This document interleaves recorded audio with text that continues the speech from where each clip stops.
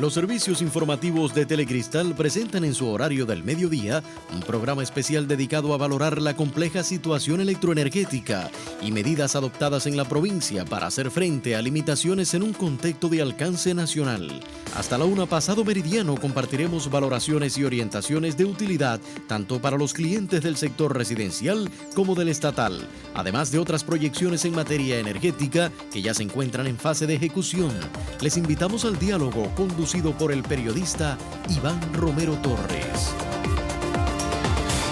Así es, muy buenas tardes. Estamos en vivo desde los estudios de Telecristal para valorar el tema que ya se adelantaba en la presentación, situación energética y su implicación acá en nuestro territorio. Un tema de muchas aristas y vamos a intentar dar respuesta a cada una de ellas, y para eso hemos invitado en una primera parte del diálogo a Julio César Reyes, quien es director de la empresa eléctrica Holguín, y además se encuentra con nosotros Víctor Manuel Silva, quien es director general de la empresa comercializadora de combustibles Cupet aquí en nuestro territorio. Pero si valoramos, por supuesto, este tema, hablamos de contingencia energética, debemos mencionar además las averías y el mantenimiento a centrales termoeléctricas como las que se ejecutan en la Lidio Ramón Pérez, un amplio proceso de mantenimiento capitalizable que mantiene funcionando a cerca de un 50% a esta central termoeléctrica, que es la de mayor capacidad de generación habilitada en todo el país. Vamos a retomar un reporte que nos habla de este contexto por acá, por nuestros servicios informativos de Telecristal.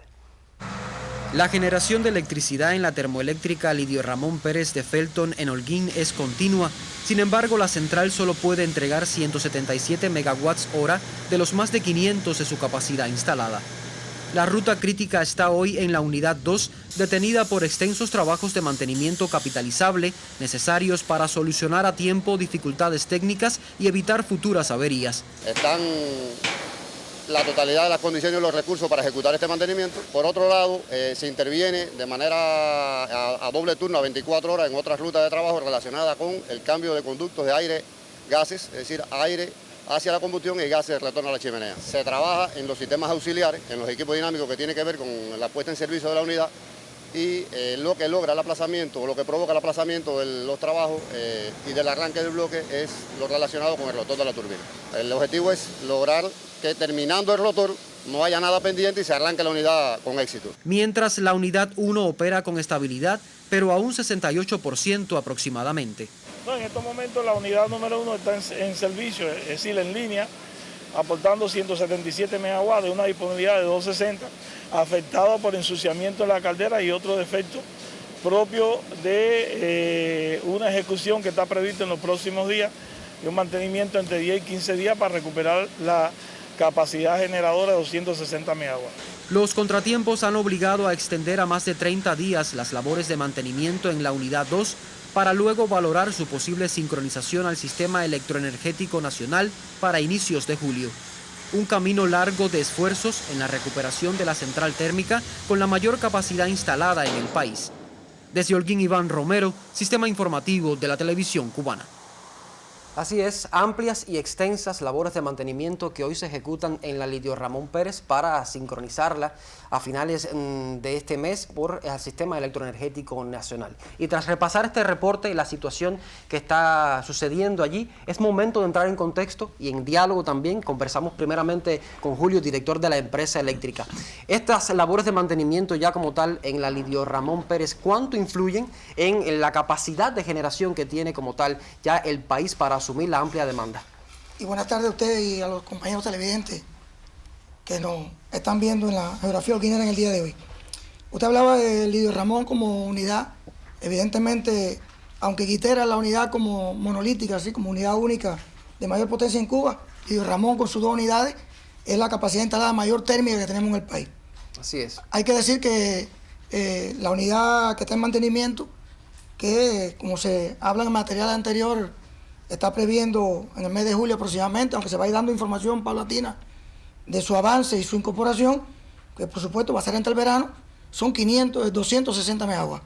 Quiere decir que es la mitad de las 2 unidades, y también, como se hablaba en el material, la otra unidad que está en funcionamiento tiene limitaciones, porque entró después de un mantenimiento capital el año anterior, en el verano anterior, pero estas unidades, por el combustible y los insumos que se usan, llevan unos mantenimientos ligeros para buscar su capacidad original, que serían los 250 megawatts también. Que en además se efecto. encuentra operando de forma continuada sin ese mantenimiento necesario para... Es decir, que cuando entre esta unidad va a ser necesario también, con un balance que hace el país de toda la capacidad de generación, y necesita unos días de mantenimiento para recuperar, y estaríamos contando con 510 megawatts térmicos en esta provincia. Característica que lo hace como generación térmica mayor del país, pero hay que decir que el sistema nuestro es único.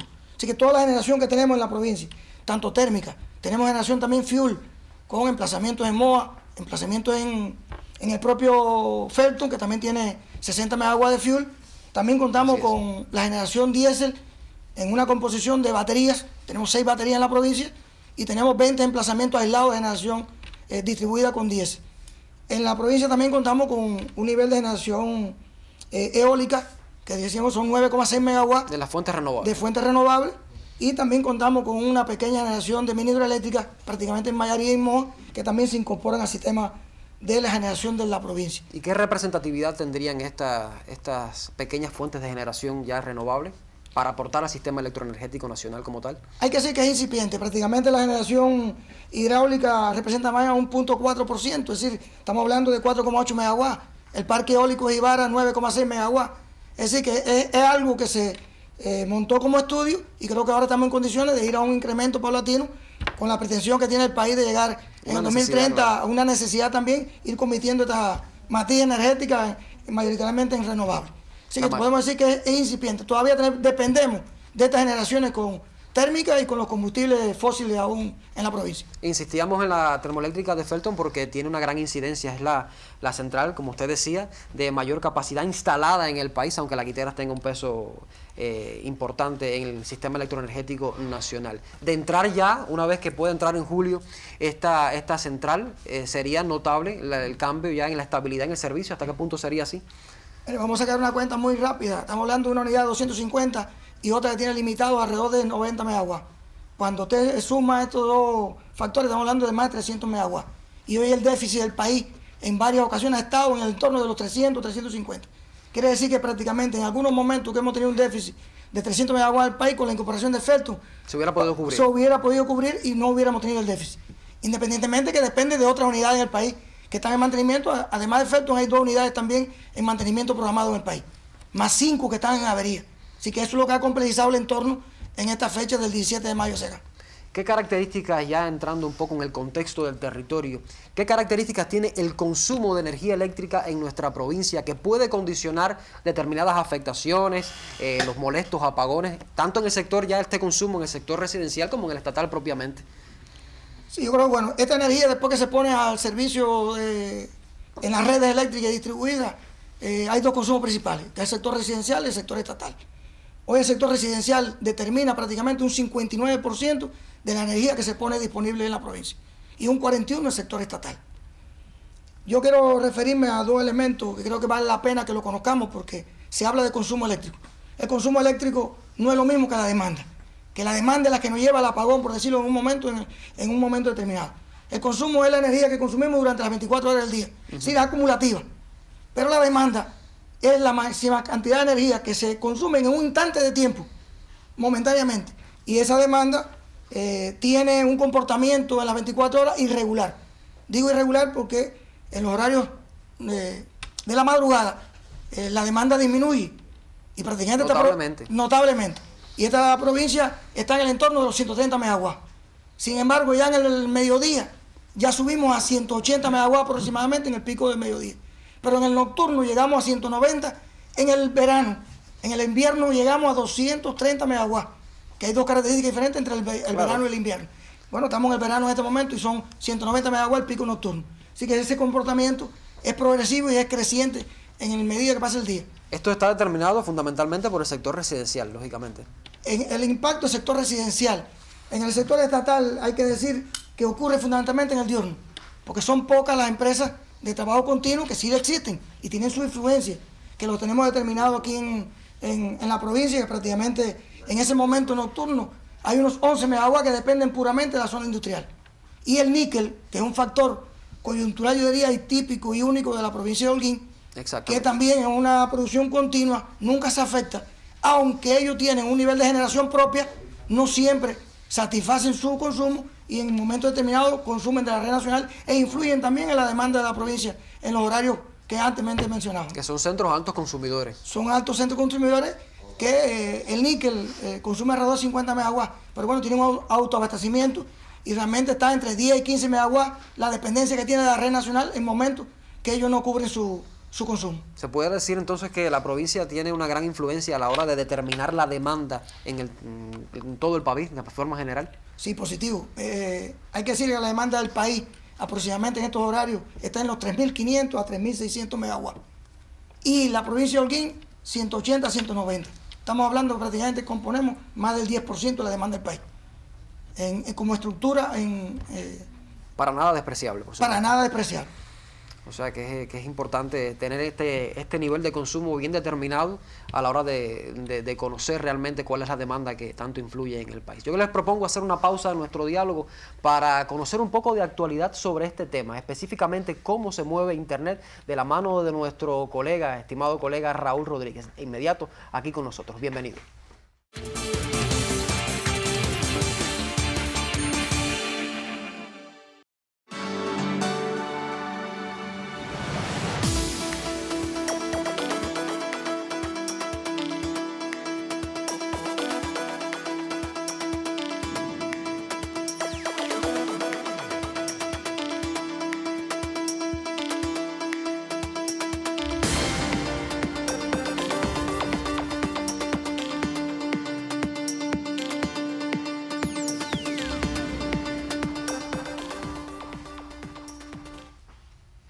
Sí, gracias Iván, saludos para ti, saludos también a los amigos televidentes que están con esta revista especial acerca de la situación energética en nuestra provincia de Holguín, un tema de primer orden en nuestro país. Bueno, vamos a revisar la red de redes, vamos a llegarnos aquí precisamente, esta es la página oficial de la Unión Eléctrica de Cuba, tiene información importante con una nota que acaban de publicar y es que se está informando que no se afectó el servicio por déficit de capacidad de generación en el día de ayer ni en la madrugada de hoy en todo el territorio nacional. Se encuentran fuera de servicio por averías las unidades 6 y 7 de la central termoeléctrica Máximo Gómez Báez, las unidades 4 y 5 de la termo 10 de octubre y la unidad 3 de la central termoeléctrica Antonio Maceo. En mantenimiento, escuche bien, se encuentran la unidad 5 de la termo Máximo Gómez, la unidad de la termoeléctrica Otto Parellada y la unidad 2 de la central termoeléctrica Lidio Ramón Pérez de Felton. Agrega la nota,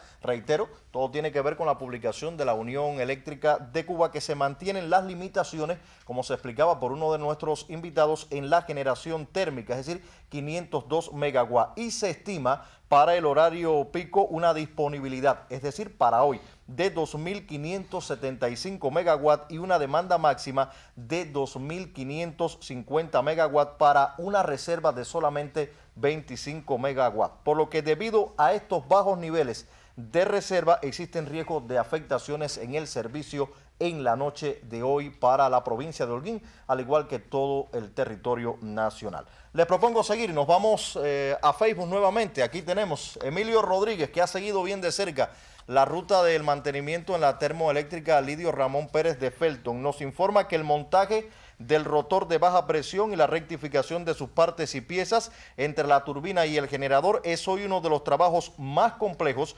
asumidos en el mantenimiento capitalizable del bloque 2 de la termoeléctrica Lidio Ramón Pérez en Felton. Agrega nuestro colega que el alto rigor técnico y la constancia en las labores durante las 24 horas del día caracteriza a este trabajo, considerado una ruta crítica en la actual etapa del cronograma de ejecución, el cual debe extenderse hasta finales del mes de junio. Al unísono, bueno, nos dice él que continúa el revestimiento térmico de la caldera y además se realizan las pruebas hidráulicas para eliminar posibles fisuras mientras avanza el cambio de conductos de aire hacia la unidad de combustión y el sistema de gases hacia la chimenea. Durante los 91 días que lleva este mantenimiento, resalta la rehabilitación total del economizador y las mejoras integrales a todos los calentadores de aire regenerativo, mientras que dan los toques finales al sistema auxiliar que facilitará el arranque de la unidad. Así que muchísimas gracias, Emilio, esta información de último minuto que nos envió vía Facebook. Y nos vamos a Cuba Debate. Aquí lo tenemos, la página de Cuba Debate hace referencia a nuestro territorio.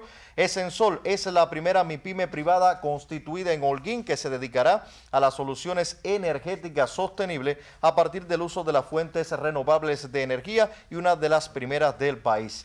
José Ángel Sánchez Jiménez, presidente y socio unitario de esta pequeña empresa, aseguró que el objetivo es proponer soluciones basadas sobre todo en las fuentes renovables de energía para lograr eficiencia energética en los altos consumidores y llevar al mínimo su factura eléctrica, claro, aportando además a la red nacional y obteniendo de paso ingresos por este concepto. Y vamos a finalizar en Ahora Digital. Aquí lo tenemos, 10 preguntas sobre los parques eólicos de Jibara. Promover un mayor empleo y diversificación de las fuentes renovables de energía para que la generación de electricidad en Cuba dependa cada vez menos del uso de combustibles fósiles y alcance así niveles superiores de independencia y seguridad en tal vital sector, forma parte del Plan Nacional de Desarrollo Económico y Social hasta el 2030. En este sentido, los parques eólicos de Jibara juegan un papel fundamental, aportando electricidad a la red nacional con un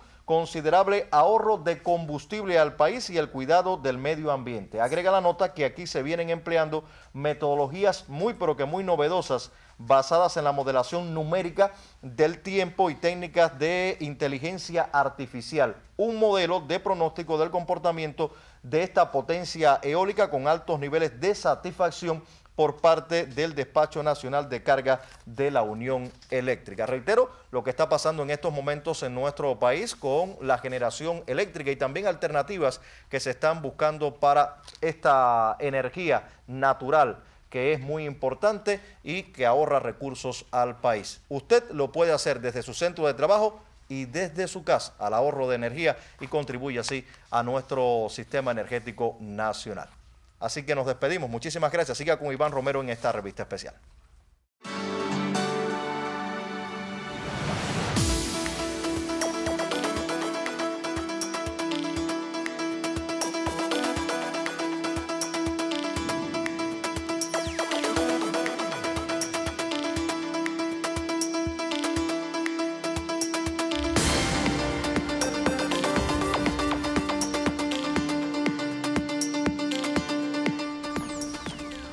Muchísimas gracias, Raúl, por este amplio recorrido desde el punto de vista de Internet, vía Internet, de estas informaciones relacionadas con el actual contexto energético que enfrenta el país, específicamente atemperado a nuestro territorio. Hablabas de algo importante y es específicamente una estabilidad durante el fin de semana en la generación de energía, y eso precisamente nos tributa al diálogo que estamos intercambiando con nuestros invitados hoy en estudio. Específicamente, ¿por qué ha tenido lugar esta estabilidad en la generación en las últimas jornadas, Julio? ¿Habían entrado otros sistemas de generación al sistema electroenergético nacional como tal? Sí, positivo. Hay que decir que en las últimas etapas entraron un grupo de plantas que estaban en afectaciones por avería, aunque salieron otras, pero componen una generación que fue suficiente para cubrir la demanda. Así que la disponibilidad desde el sábado superó el consumo del país y por lo tanto fue bienvenido. 3 días prácticamente que no tuvimos que afectar ni 1 kilowatt por déficit de generación. Esto en el caso de la generación distribuida como tal, ¿no? U otros centros de generación como también se incorporaron. Aquí hay incorporación de todos los niveles de energía, tanto las plantas térmicas, se han puesto disponibles un grupo de energía diésel también, por algunos mantenimientos han programado, se han extendido mantenimientos, se ha buscado una disponibilidad de combustible para llegarle y reservar para el horario pico. Así que es un conjunto de estrategias, que no es una sola, que han permitido balancear la demanda del país con el consumo en su momento. Hablamos de las averías, de los mantenimientos, pero hay otra arista de esta contingencia energética y es la disponibilidad de combustibles, y precisamente sobre este tema estaremos conversando en este segundo momento con Víctor Manuel Silva, director general de la empresa comercializadora de combustibles Cupet en nuestro territorio. Reitero las buenas tardes. Buenas tardes a ustedes y a los televidentes que nos están acompañando en el día de hoy. Hablamos de la disponibilidad de combustibles. En el caso ya de las centrales de generación térmica, en el caso ya de Felton como tal de nuestro territorio. ¿Qué ha estado ocurriendo con la disponibilidad y la generación en esta central? Bueno, en Felton no hay ningún problema. Nosotros, el objeto social de nosotros es garantizar la distribución de combustible, de todos los combustibles a través de la provincia.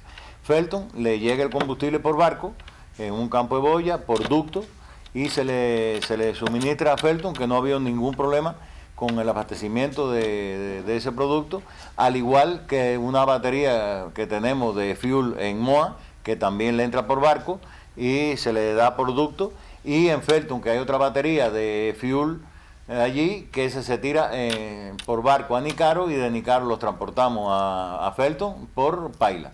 O sea que no ha habido ningún problema con estos productos, ha habido una estabilidad permanente en esta situación. Y lo otro es con los grupos electrónicos que garantizan, grupos de electrógenos, como tal, electrógenos, que le garantiza también a la electricidad. Nosotros tenemos aquí en la provincia 10 grupos en estos momentos que están trabajando aislados, que consumen 4.300 litros por hora, y 6 baterías que consumen alrededor de 23.300 litros por hora. Y entonces normalmente en este mes teníamos un plan de 137.000 litros a garantizar diariamente a esto que hablé, de las baterías y los aislados.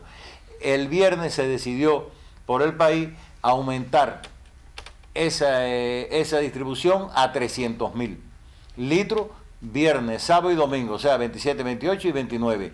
Y a partir de ayer a 220.000. O sea que esos 300.000 eran también para ayudar a que no hubiera afectación el fin de semana. Esto en el caso del diésel, del diésel eléctrica. El diésel, que no hubiera afectación el fin de semana, y se logró esos 300.000. Ahí se ve el esfuerzo que está haciendo el país, porque bueno, no es un secreto para nadie, los precios se han disparado de los combustibles, y el diésel más todavía, más esto aparejado al bloqueo de Estados Unidos, que está atrás de las navieras, que también es un esfuerzo grande del país para garantizar esa cantidad de combustible. Este combustible se dispuso a partir de reservas que tenía el país. Sí, de reserva para garantizar eso. O sea que una cifra considerable, 300.000 litros.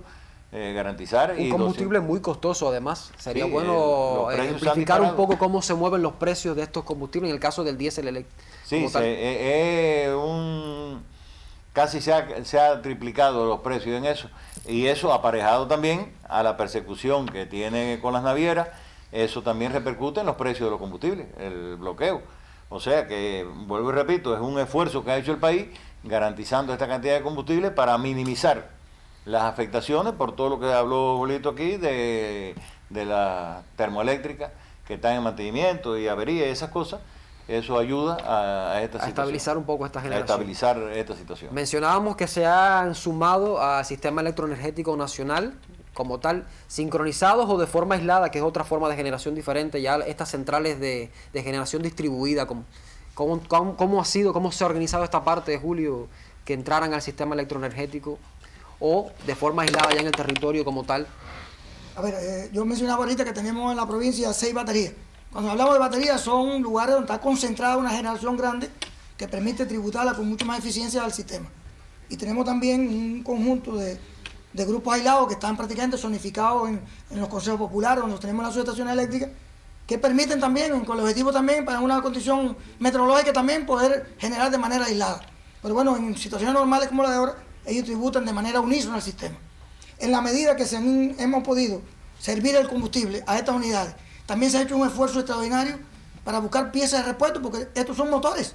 Exacto. Esta generación distribuida y aislada son motores de combustión interna igualito que un carro, que otro tipo de combustión, que necesita mantenimiento por aceite, por filtro. Un grupo de componentes que también tienen sus limitaciones y su aprieto, por decirlo de alguna manera, por la adquisición, por el bloqueo que también incide en esta generación. Se ha logrado despejar algunos, han entrado algunas piezas de repuesto y ha aumentado el coeficiente de disponibilidad de esta. Y eso es lo que ha permitido, de conjunto con la disponibilidad de combustible, el fin de semana, incrementar el porciento de aporte de estos grupos aislados al sistema. Sí, claro, la disponibilidad de estas piezas para el mantenimiento, para resarcir daños por averías, también es costoso, se ha vuelto muy costoso para el país, a la vez que el elevado precio que tienen los combustibles hoy en el mercado internacional. Víctor, retomando el tema de los combustibles, es importante mencionar aquí una parte ya para la distribución del gas licuado a la población, que es una alternativa que permite hasta cierto punto también disminuir el consumo de electricidad en los hogares. ¿Cómo se ha comportado en las últimas jornadas? Como es natural, el gas licuado, ha habido un incremento grande de la población aparejado a las afectaciones en la electricidad, que la única solución cuando tiene un apagón en su casa, la vía es cocinar con gas licuado. Esta semana que pasó tuvimos una afectación el sábado porque el barco se esperaba que entrara el domingo a descargar, porque cuando eso viene por barco a Santiago de Cuba, se descarga allí y se pasa a la EL, que es una empresa que distribuye, y de ahí nosotros buscamos el gas a Santiago. Nosotros tenemos asignado diariamente aquí 3 aulas con 2.900 balitas que entran diariamente, deben entrar diariamente aquí, y entonces al no haber ya en Santiago se limitó eso, y el sábado no se pudo traer, no había gas para trabajar aquí. El fin de semana. Incluso se habló de que el sábado y el lunes, porque el barco debería entrar el domingo. Si entraba el domingo, no teníamos gas para el lunes, pero adelantaron el barco, entró el sábado, y el domingo pudimos tirar las 3 aulas de Santiago de Cuba y trabajar el lunes. Ahora en estos momentos está estable con las tres aulas que están entrando normalmente ya aquí, o sea que no debe haber problema. Lo que pasa que, como es natural, cuando se acaba el gas o se reduce la cantidad en Santiago, decirle al pueblo que no es un problema que no falte el gas, que puede faltar un día porque el barco descarga, pero después se normaliza, ¿no? Que a veces se forma el desespero porque entonces empiezan las bolas estas malintencionadas que dicen que el gas se acabó en Cuba. No, el gas no se acabó en Cuba, el gas existe, y le pedimos a la población comprensión en esto, y le pedimos disculpas por la afectación del sábado, ¿no? Que hubo una afectación del sábado por lo que dije anteriormente. Además se informó oportunamente a la población. Se informaron por todos los medios, todas esas cosas se informó, incluso se informó que ni el sábado ni el lunes, pero bueno, el lunes se pudo hacer por lo que dije, que el domingo se pudo tirar el gas licuado. Muchísimas gracias, Víctor, por estas importantes precisiones. Yo le digo, Julio, se permanezca con nosotros un poco más adelante en nuestra programación. Ahora nosotros hacemos una pausa, nos vamos a Control Maestro. Allá se encuentra Maite Santiesteban con las últimas informaciones llegadas a nuestra redacción. Las buenas tardes y la bienvenida.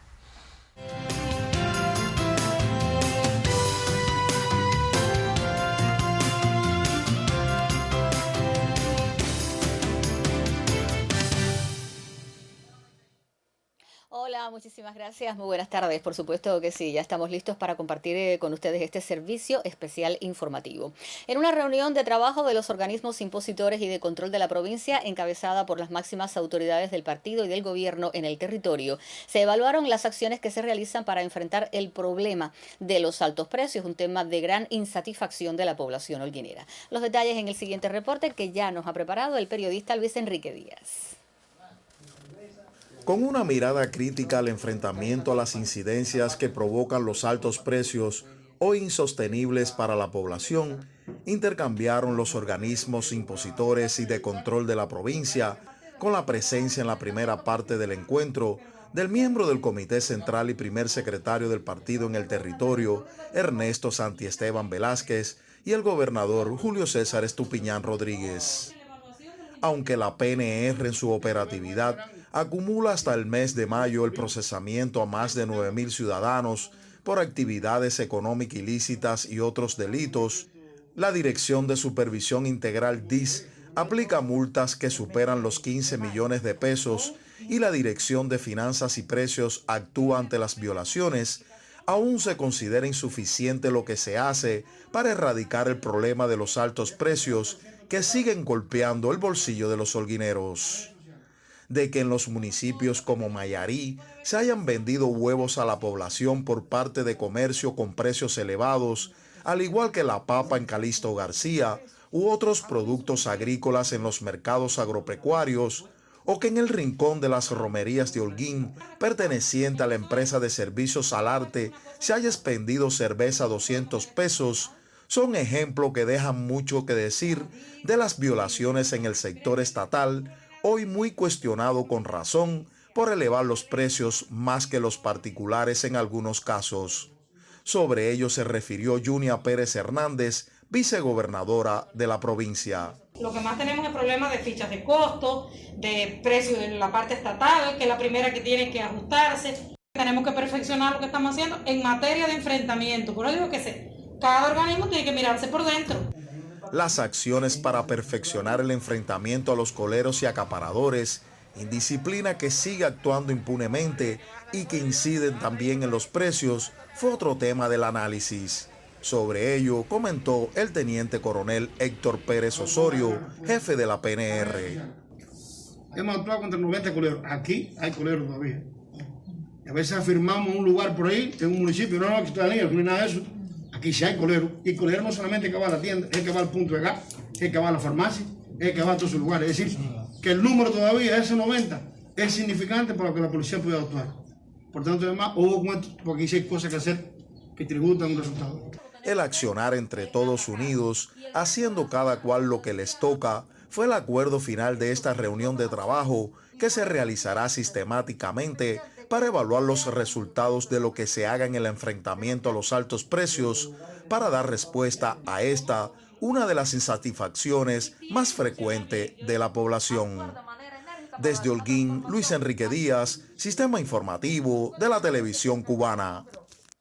Seguimos con más. Aprovecho ahora para comentarles que el Ministerio de Educación diseña un nuevo curso escolar con proyecciones para elevar la calidad de la enseñanza. Directivos y metodólogos de todos los territorios se preparan para recuperar con eficacia algunos de los procesos habituales detenidos ante la dura etapa de la COVID-19. La coordinación con los órganos y organismos destaca como la mayor fortaleza educativa en Holguín, quien se encuentra en condiciones óptimas para recibir el curso 2022-2023. En conferencia de prensa, Lina Margarita Ramírez, subdirectora de Educación, otorgó especial importancia a la labor preventiva de las escuelas y señaló que ello implica estrechar vínculos con las familias, los factores comunitarios y otros agentes influyentes en la formación de los educandos. En los días venideros se desarrollarán los seminarios municipales y a nivel de institución educativa, con una concepción en la proyección de la innovación en cada uno de los municipios.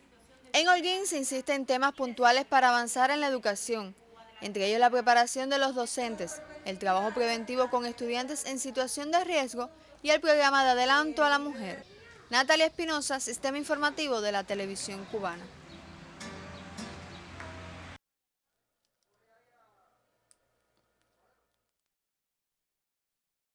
Especial de noticias, nos vamos a conocer el pronóstico del tiempo. Nuestro máster en ciencias, José Piña, ya está listo. Adelante, buenas tardes. Buenas tardes, holguineros. Lluvias aisladas ayer en la provincia. Hoy las condiciones del tiempo son favorables para la ocurrencia de precipitaciones.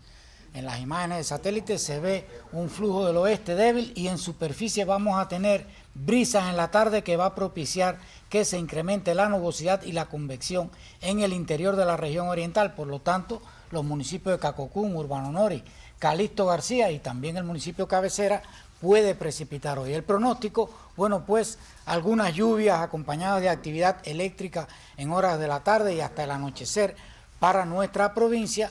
Las temperaturas cálidas, registros de 29, 32 grados Celsius y en la noche continuará el calor con valores de 23, 26 grados. El viento está soplando de región este hasta 25 kilómetros por hora. Vamos a tener brisas y la condición de oleaje disminuyendo a poco oleaje con precaución para embarcaciones pequeñas. En los próximos 3 días, la cercanía de un área de bajas presiones va a incrementar la probabilidad de lluvias en todo el país, por lo tanto, vamos a pronosticar lluvias con temperaturas ligeramente cálidas, mínimas de 22, 23 grados en el interior de la provincia y hoy estamos en el primer día de la fase de luna nueva, el sol saldrá a las 6:24 de la mañana y se pondrá a las 7:42 de la tarde. Pronóstico del tiempo, aquí en la revista especial.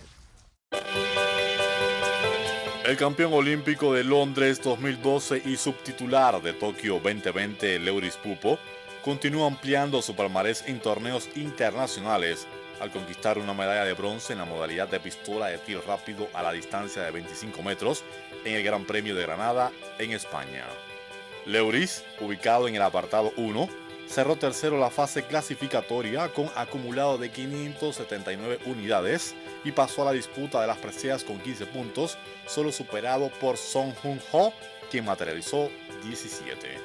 En la siguiente ronda, Pupo Requejo, tras otras 10 descargas, concretó 21 dianas y se quedó a una del ocupante del segundo peldaño y a 5 del campeón de la LIT, ambos representantes de Corea del Sur. Esta es la siguiente presentación del holguinero luego de la cita bajo los 5 aros de Japón a casi un año de la misma, y hace apenas una semana fue que empezó a entrenarse con balas cuando arribó a Granada, lo cual revela la inobjetable calidad del exponente cubano. El siguiente evento para Leuris será en junio el torneo clasificatorio para los Juegos Centroamericanos y del Caribe de San Salvador 2023, que tendrá por sede a Guatemala. Desde Holguín, Orestes Rodríguez Fojo, Sistema Informativo de la Televisión Cubana. Y así, mis amigos, con esta buena noticia relacionada con el deporte y por supuesto también con Holguín, finaliza nuestro segmento especial informativo de este día de la semana. Gracias, buenas tardes, quédese con nosotros hasta cerca de la 1.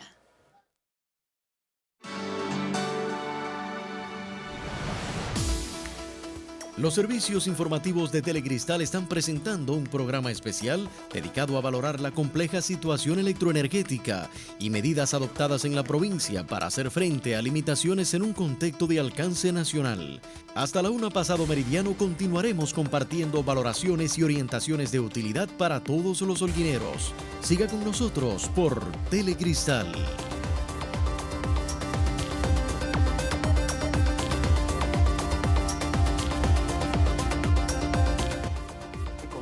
De las medidas de la planificación, si se puede decir así, para hacer frente a esta contingencia energética y a los molestos apagones que se han vuelto ya inevitables en este difícil contexto energético que enfrenta todo el país. Se ha sumado en el diálogo con nosotros Norma Johnson, quien es funcionaria del gobierno provincial, que junto a la empresa eléctrica y otros factores, pues un poco se encargan de intentar organizar las afectaciones que ocurren tanto en el sector residencial como en el estatal en medio de esta difícil condición energética en que nos encontramos. Retomando el diálogo, Julio, director de la empresa eléctrica Holguín, ¿qué ha sucedido en estos últimos días? ¿Por qué la inestabilidad en la planificación, en estos modestos apagones que pueden ocurrir prácticamente en cualquier horario?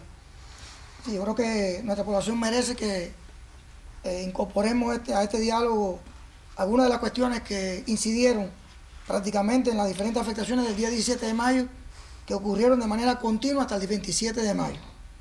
Hay que decir que la salida de esta imprevista que mencionaba anteriormente no permitió que tuviéramos un déficit planificado ni en ningún horario de las 24 horas.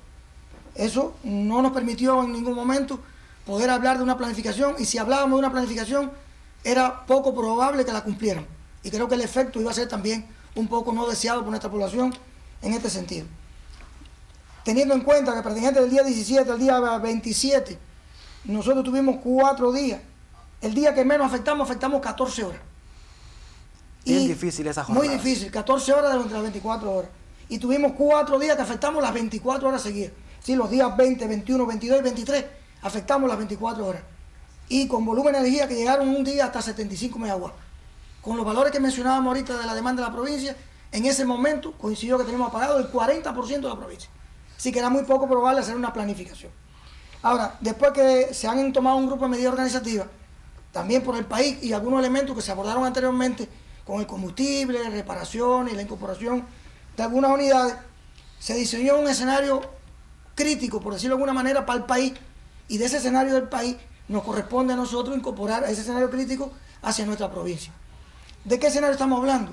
Estamos hablando que estamos haciendo un plan partiendo de un principio de que durante las horas del día, de 6 de la mañana a 6 de la tarde, tuviéramos un máximo déficit de 50 megawatts. Y en el nocturno, de unos 40 megawatts. Teniendo en cuenta todos los elementos y considerando que la afectación podía provocarse durante 24 horas, incorporamos una planificación de 4 bloques, es decir, con el 100% de los circuitos de la provincia. Aquí no hay protección de nada, en el mejor sentido de la palabra, de manera tal que yo pudiera tener 100 megawatts a pagar durante el día y los 80 nocturnos, que es la demanda máxima de la provincia, que son 180 megawatts. O sea, no hay de qué decir que una zona se beneficia con relación a la otra por alguna casualidad, por alguna razón específica. Negativo. Aquí uno de los principios que estamos planteando es que protegemos objetivos vitales de la economía y de la población. Objetivos, no circuitos. quiere decir que nosotros tenemos la posibilidad en varios de los objetivos vitales tener, como decimos, doble alimentación de energía. Lo que hacemos es rotar la doble alimentación para no proteger el circuito totalmente y pasar al otro circuito. Pero sí protegemos los hospitales, y provinciales principalmente, MOA con los hospitales de cabecera, Mayarí, y muchos de estos objetivos vitales tienen respaldo de grupos electrógenos que están previstos para estos medios, que también han estado limitados por el combustible en algunos casos, y hemos tenido que tenerlo en cuenta para no afectar a la población en estos servicios vitales, que también es uno de los aspectos que hemos tenido en cuenta. Claro. Yo creo que también vale la pena considerar que también tuvimos en cuenta en esta planificación que hay varios objetivos vitales, como el agua, que se sirven de manera cíclica, es decir, con ciclos. Un ciclo, casi todo el ciclo de agua en un lugar no está en un circuito. Si tuvimos en cuenta para la afectación nada más fuera y considerar que todos los circuitos que alimentan un ciclo estuvieran en un mismo bloque de apagón, para que tuvieran una sola afectación, porque pudiera ocurrirnos que si afectamos varios circuitos y no los agrupamos, un servicio vital de la población, un bombeo de agua a la población, pudiera estar afectado más de 6 horas. Otro de los principios que estamos definiendo es que cuando la energía a apagar en un bloque que hemos previsto de 50 o de 40 en el horario nocturno y la energía a apagar no llegue a esos volúmenes, afectaríamos todo el tiempo a 6 horas. ¿Por qué? Porque pudiera darse dentro del mismo horario de 6 horas que incrementara el déficit y tuviéramos que volver a pagar doble si hubiéramos restablecido algunos circuitos en ese momento. No obstante, consideraríamos para el día siguiente, para la próxima rotación, de que los que afectamos serían los últimos a afectarse en el bloque correspondiente al día siguiente. Eso es otro de los elementos que hemos tenido en cuenta. Y siempre que las condiciones lo permitan, también estamos teniendo en cuenta los circuitos que ocurren averías, porque es un proceso natural que ocurre una avería en un circuito, en un transformador, y tendríamos en cuenta eso también si las condiciones lo permiten, para tratar de no duplicar la afectación por avería y por déficit. Ya habría esa capacidad de respuesta. Habría capacidad de respuesta si las condiciones lo permiten. Si las condiciones lo permiten. Sigo abordando de esta manera, porque no siempre las condiciones no lo permiten. Y esto sería cumplible en la medida que los volúmenes de energía a pagar no sobrepasen esto que mencionábamos anteriormente. Entonces, por supuesto, en esta contingencia ya hay un plan que puede ser un poco más estable, se puede cumplir o no. Los apagones van a continuar, eso es inevitable por el momento, es así. Se suma el gobierno, en el Consejo Energético también hay una planificación. ¿Qué elementos se han tenido en cuenta para esta planificación, para la protección, para la rotación de estas afectaciones de forma general, ya normas como tal? Sí, buenas tardes, Iván, y a todos los televidentes que están al tanto del programa. A partir de la situación creada en el país energéticamente, la provincia con el Consejo Energético del Gobierno Provincial y el Consejo Energético Provincial, así como los 14 municipios de la provincia, se ha hecho un plan de medida con las 13 que nos indicó el país, donde se han venido desarrollando un grupo de acciones con organismos que inciden directamente en la situación energética que explicaba el compañero de la OVE que me antecedía, es decir, las rotaciones y otras medidas más que se incorporan al plan de la provincia para tratar de minimizar los efectos negativos que hoy tenemos a raíz de la contingencia. Esta planificación que ya está hecha, en el caso de las afectaciones ya como tal a la población, ¿dónde están disponibles? ¿Cómo puede conocer la población diariamente para ellos mismos también planificarse? ¿Dónde estarán? Hay que decir, si me permite, hay que decir que estas planificaciones ya desde el sábado están presentes en las páginas oficiales de nuestra empresa eléctrica de Holguín, tanto en Facebook como en Twitter.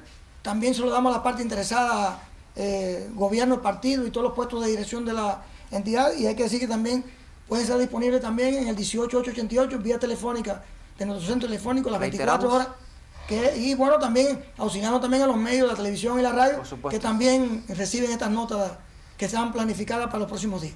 Para que diariamente la población tenga estas medidas disponibles, ¿verdad? Estas 13 medidas de formas generales que se han implementado, ¿cuáles son las fundamentales, Norma? Entre las fundamentales están, ayer se hizo un consejo energético ampliado con todas las entidades, tratando de minimizar el trabajo de los grandes consumidores en los horarios de altas demandas, en el pico del mediodía, en el pico de la noche, reducir los bombeos de agua por parte de la agricultura en los horarios de noche, se pone en en línea toda la excepcionalidad esta del cual hablaba el compañero director de los centros que dan vitalidad a la provincia.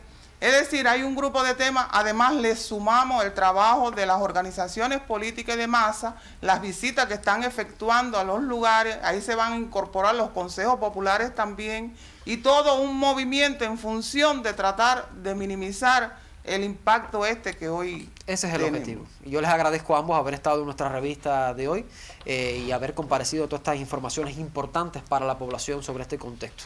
Nosotros continuamos, nos vamos a una pausa y enseguida estamos ya en la recta final de nuestro programa.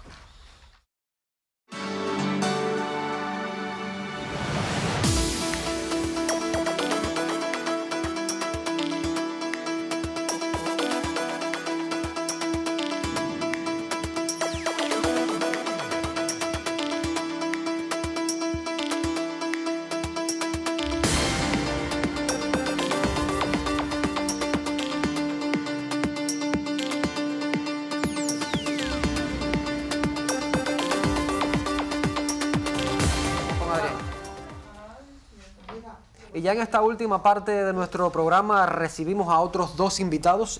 Se trata de Adrián Iglesias, quien es director de la Oficina Nacional de Uso Racional de la Energía, ONURE, aquí en Holguín, y también se incorpora con nosotros Alfredo García, quien es secretario general del Buró Provincial del Sindicato de Energía y Minas. Buenas tardes a ambos. Buenas tardes. Bienvenidos. Adrián, hay un contexto importante en cuanto al uso racional de la energía. La población dice también cuando se le habla de ahorro. ¿Podemos hablar de ahorro cuando hay afectaciones por apagones normalmente y ahí se reduce el consumo? ¿Hasta qué punto es prudente precisamente hablar de este uso racional y el ahorro? Bien, muy buenas tardes a todos. Como usted me decía, es verdad, el ahorro está incipiente en el tema del consumo. Ahora, sí se está llamando la atención al tema de la demanda, que es lo que ha explicado en momentos anteriores el director de la empresa eléctrica, y no es más que la coincidencia de las cargas en un punto determinado, que eso a su vez aumenta la demanda del país y provoca estos molestos apagones. Le estamos pidiendo a la población, pues bueno, entre algunas aportes de las medidas que pueden hacer, y entre ellas está el desplazamiento de las actividades del hogar en estos horarios, es decir, en el horario del mediodía de 11 a 1 y en el horario de la noche de 6 a 10 de la noche. Que ahora con una mayor planificación desde el punto de vista de las afectaciones y los apagones como tal, puede la población también planificarse para desplazar estos horarios. Así.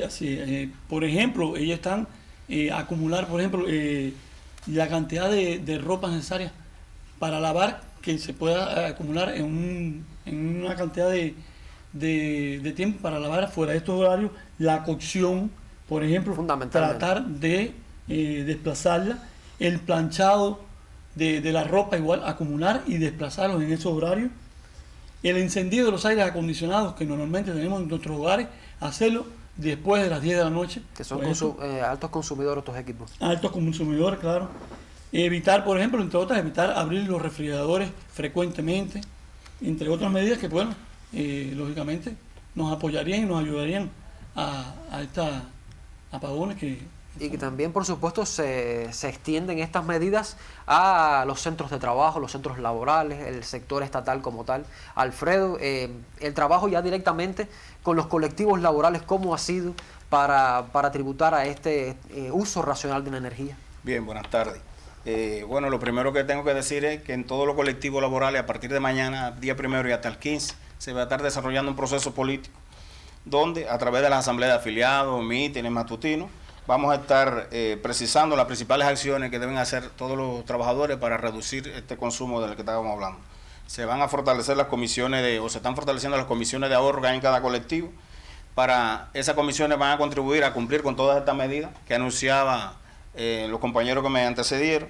Pero hay dos acciones en las cuales nosotros hemos estado insistiendo, y es en profundizar y exigir en aquellas entidades donde pueden aplicar la modalidad del trabajo a distancia y teletrabajo. Muy importante. Donde quiera que se pueda hacer, e inclusive estamos velando desde el punto de vista del movimiento sindical de que eso se incluya en los convenios colectivos de trabajo, que debe estar incluido para que después que estén incluidos en los convenios sea de obligatorio cumplimiento. Porque incluso se ha dado el caso de que, por ejemplo, en un determinado centro de trabajo no hay disponibilidad de electricidad y todas las tareas de administración y de oficina, incluso hay un grupo de trabajadores que pueden realizarse desde la casa donde sí disponen de la energía eléctrica. Y como todo lo nuevo, ha habido personas que han ofrecido resistencia a aplicarlo y simplemente lo que hay que controlar, o sea, el trabajo de la persona. ¿Hasta dónde se puede llegar en este sentido? Exacto. Y entonces otra arista en la que hemos trabajado y continuamos trabajando es potenciar el trabajo de los generistas en función de lograr la ejecución de trabajos que contribuyan a lograr esa eficiencia energética. Y bueno, desde otro punto de vista, nosotros como sindicato debemos lograr que se involucre, o sea, que todo el mundo todos los trabajadores tengan participación en el cumplimiento de todas estas medidas. Y opinión en las medidas que se vayan tomando. Exacto, y vayan dando su opinión. Claro. Entonces ya propiamente, Adrián, cuando se habla de estos propios colectivos de trabajo, los centros laborales, en el sector estatal, en estos altos consumidores de energía, ¿cómo ha llegado la oficina con medidas, con alternativas? Sí, a ver, la compañera Norma explicaba en los consejos energéticos provinciales y tanto municipales que llevamos de continuidad, tenemos unas cuantas medidas que chequeamos en cada uno de los centros altos consumidores que deben de cumplir, como entre ellas están el no bombeo en los horarios pico, la reducción de las cámaras de refrigeración en estos horarios, el apagado de los climas, que son altos consumidores en estos horarios. Tenemos también se mantiene también la sustitución de luminarias por otras más eficientes. El trabajo que estamos haciendo también de conjunto, que lo explicaba el director de la empresa eléctrica, con el cambio de la matriz energética para contrarrestar todo este consumo de la generación térmica. Incluso hay ya entidades que han tenido la iniciativa, por lo menos la intención de incorporar fuentes renovables de energía, como pueden ser los paneles solares para la generación de electricidad como tal propiamente. Y estamos hablando de un grupo de trabajadores, Alfredo, que están trabajando sin descanso, laborando en todas esas entidades de generación de energía eléctrica y también directamente en el mantenimiento. Estoy pensando en la Lidio Ramón Pérez, pero todos los que laboran en los centros de generación distribuida, etcétera, etcétera. ¿Cómo ha venido haciendo el trabajo de reconocimiento a esos trabajadores? Bien, yo creo que el mayor reconocimiento que podemos darle a los trabajadores es acompañarlos, es llegar hasta ese lugar donde están dando el máximo de esfuerzo. En estos días, la semana pasada, jueves, estuvimos en la termoeléctrica de Felton y nos acompañamos al presidente de la ANIR en el país y él le hacía ese reconocimiento directamente a ellos allí. Creo que llegar donde está el hombre, ponerle la mano en el hombro, pero además estar al tanto de sus preocupaciones, de su planteamiento, de cómo se alimentaron, cuáles son las cuestiones fundamentales que pueden estar incidiendo en que puedan hacer un mejor trabajo. Otra cuestión es reconocerlo oportunamente a quienes se destacan. Creo que en eso nosotros hemos sido un ejemplo, pero bueno, hay que potenciarlo en este momento, fundamentalmente en el momento de la hora del mantenimiento, estar allí todo el tiempo, con el vínculo con ellos. También reconocer y hacer chequeos de emulación semanalmente, donde les reconozcamos quiénes fueron los que más se destacaron. Y también hay una arista que a veces no nos sentimos satisfechos, y es la divulgación a través de los medios, de las redes sociales, del esfuerzo ese que están haciendo ellos día a día para lograr salir adelante. Que lo vamos a hacer porque además, por ejemplo, en el caso ya de los trabajadores que están laborando intensamente en el mantenimiento a la central Lidio Ramón Pérez, llevan más de 20 días, más de un mes trabajando, van a prolongar hasta el tiempo que sea necesario, incluso colaborando desde otras provincias, y toda esa labor junto a todos los trabajadores del Sindicato de Energía en nuestro territorio merecen, por supuesto, ese reconocimiento. Que nadie le quepa la menor duda de que el esfuerzo que ellos están haciendo es un esfuerzo extraordinario y que allí no se pierde tiempo, están entregándolo todo en aras de prestar un mejor servicio al pueblo. Así es, y desde los medios de comunicación vamos a darle seguimiento, por supuesto, a ese intenso trabajo. Les agradezco a ambos por estar con nosotros en nuestra revista especial. Ya estamos concluyendo por hoy. La generación energética, las contingencias van a continuar, pero se trabaja intensamente para intentar solucionarlo. Usted ahorra en casa para hacer su parte también en la medida de lo posible. Nos estamos despidiendo por hoy. Muchas gracias y muy buenas tardes.